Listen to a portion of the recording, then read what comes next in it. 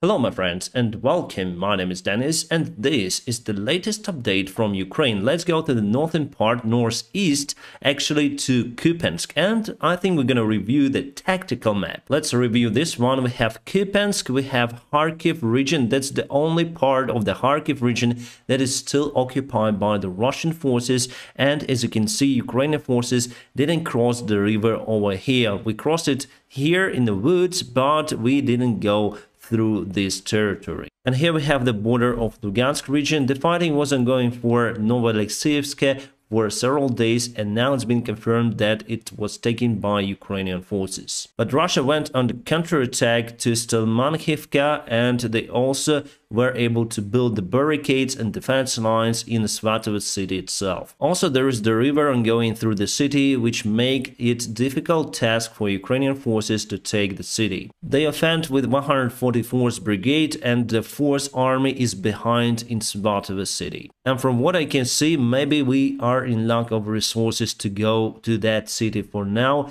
and also we need to cross the river over here. Partially we crossed it, but still lots of job to do, my friends. However, we are very close to Svatovo. Also, as you can see, Russia has still reserves behind them, and they keep some of the battalions on the south as well. And from this area, let's go to Bakhmut, my friends, because Russia still tries to attack that city. They do not just attack Bakhmut, but also Soledar and Bakhmutsk village. There is the Akhmat, the battalion of Kadyrovites, and recently they were not very successful there. The last time they took the part of the Bakhmutsk village was, I think, 2 months ago.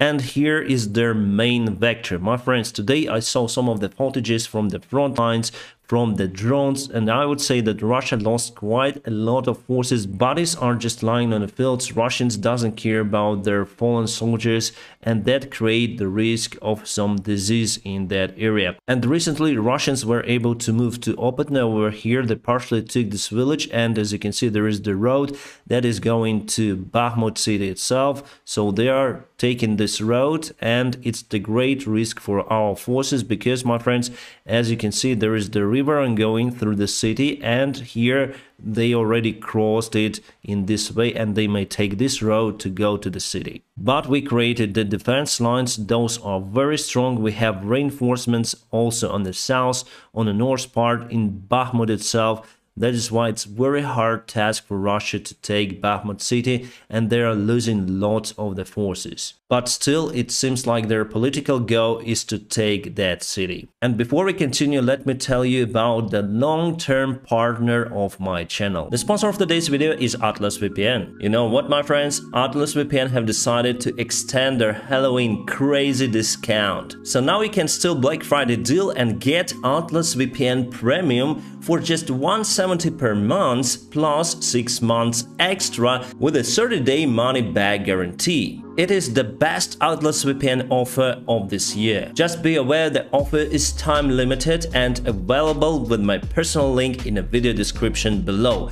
So why do I use the Atlas VPN? First of all, I do care about my security because Atlas VPN has a special design data breach monitoring system. If I have the Atlas VPN warning, then someone tries to reach my device, I switch off the public Wi-Fi. Also, Atlas VPN uses the military standard protocols to secure your data, and they put firewalls to the government control annoying ads and hackers. Also, Atlas VPN themselves are unaware of what data is on your device. Basically, they are protecting it without access to your data. Atlas also has awesome feature of the multiple devices support from the single account, so I use Atlas VPN on my iPhone, laptop and iPad. I always keep it on to make sure that my devices are protected. Then I have some free time, I would like to watch my favorite series on the Netflix platform, so not only Atlas VPN gives me the permission to access any kind of series in my country which are blocked or not blocked, but it gives me fantastic streaming speed. speed. Basically, there are no any changes in that parameter, whether Atlas VPN on or off. My friends, it was a game changer for me because before I tried many VPNs and this one is the fastest. So don't forget to steal Black Friday deal and get the Atlas VPN Premium for $170 per month plus 6 months extra with a 30-day money-back guarantee. And for that, please check out my personal link in the video description just below.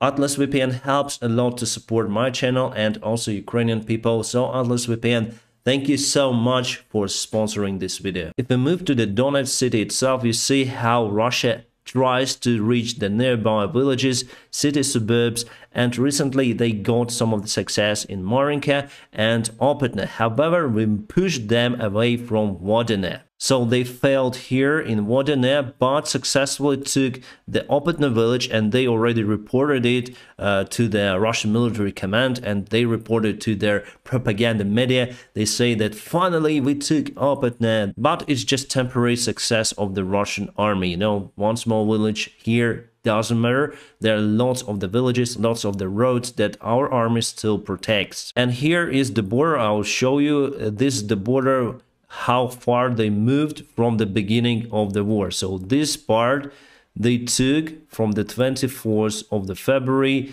just Pisky, Opitne, part of the Marinka over here. Not a huge success for the Russian army over here, because Ukrainian army was able to build its defense for a very long time, many years, and for Russia it's the hardest place where they can attack, but still they perform attacks here. And I would say it's the profitable that Ukrainian army defending here, because we cause more losses for the Russian army in case we would attack them, because they also build their defense lines. And you know, urban fighting in Donetsk, we're gonna try to avoid it and cause Russians to retreat from this big place. How can we do it? Well, there are some ways. The main thing is to get supplies for Russia, and that is what we are doing right now with the help of the Western-made rocket artillery systems, especially HIMARS. Near to Donetsk, Russia also tries to attack Novomykhailivka, but unsuccessfully, and Ukrainian forces keep that village. And also they attack near to Vuhledar, to Palivka. They lost around 300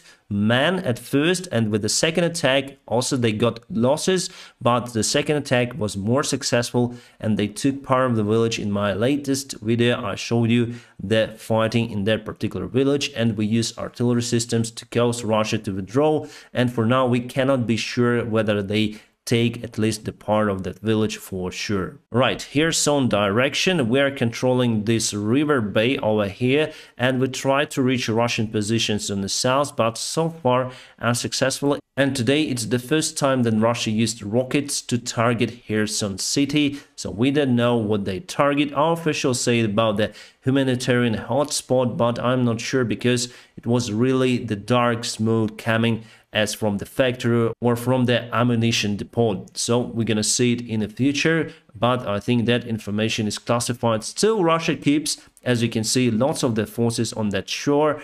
Obviously, if we would just cut the dam, it would be flooded over here and Russia would lose every forces. But for us, it's going to be very hard to cross the Dnieper River in that case, and also it will bring the devastations to our villages and small towns, so we're not gonna do it in that case. From what I can say, they even put their battalion in the sand pit of Aleshki. It's kind of interesting. So we're gonna see how situation develops here. From what I can say, that without those bridges, my friends, it would be very hard for Ukrainian army to cross the Dnieper River, especially if Russians keep their forces on that shore. Alright, to some of the news and events, Russia published that court of Netherlands say that the Ukrainian side is guilty in drowning the MH17. I think that Russia already lives in parallel reality, because the court verdict was that Russian side was guilty, and they say in their media that Ukraine was guilty.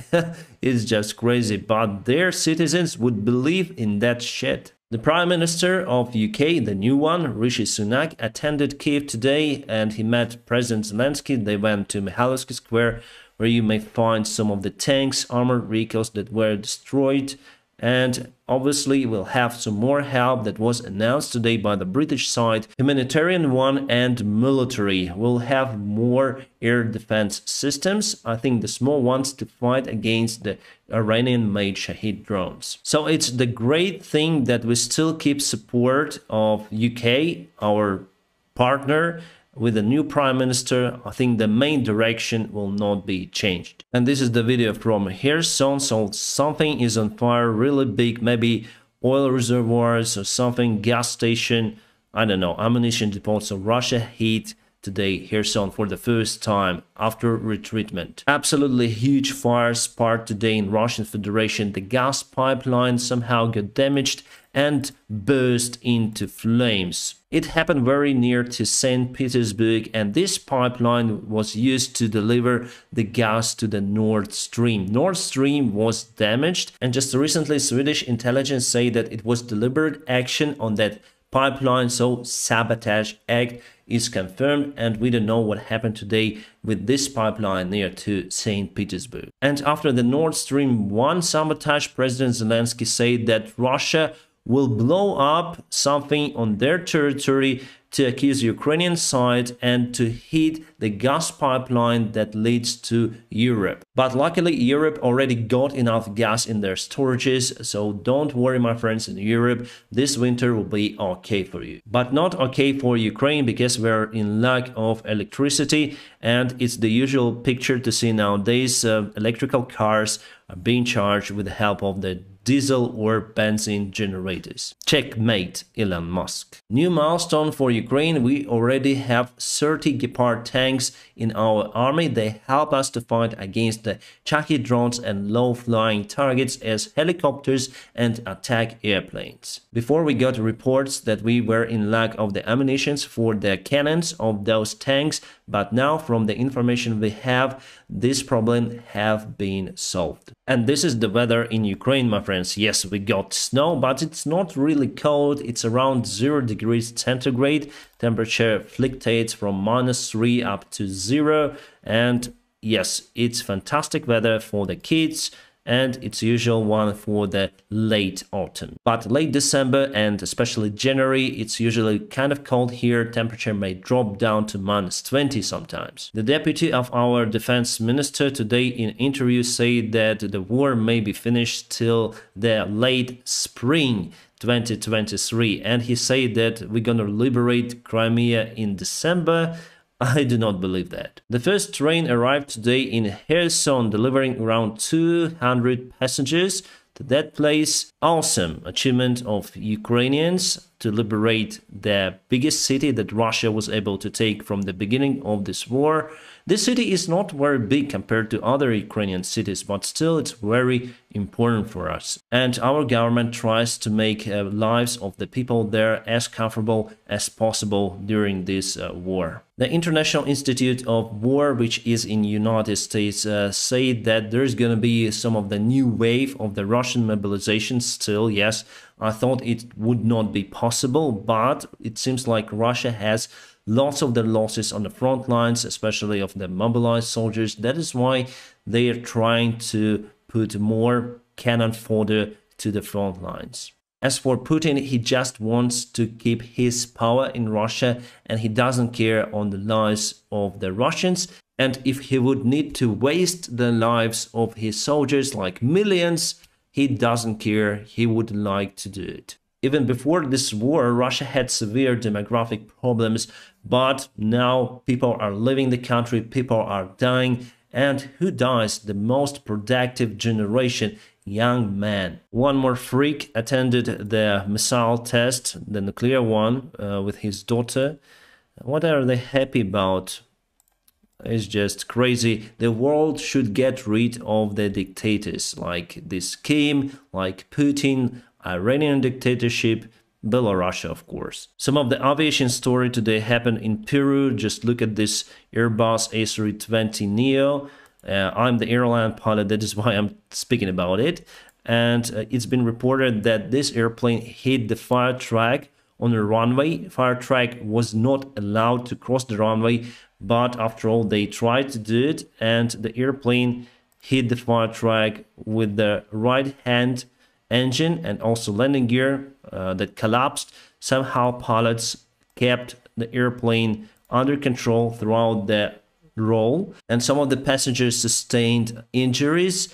2 firemen in a truck lost their lives. 1 fireman is in critical state in a hospital. Great job from the crew keeping that airplane alive. As you can see, the other fire trucks arrived, eliminating the fire at the rear part of the airplane. It didn't burst into flames.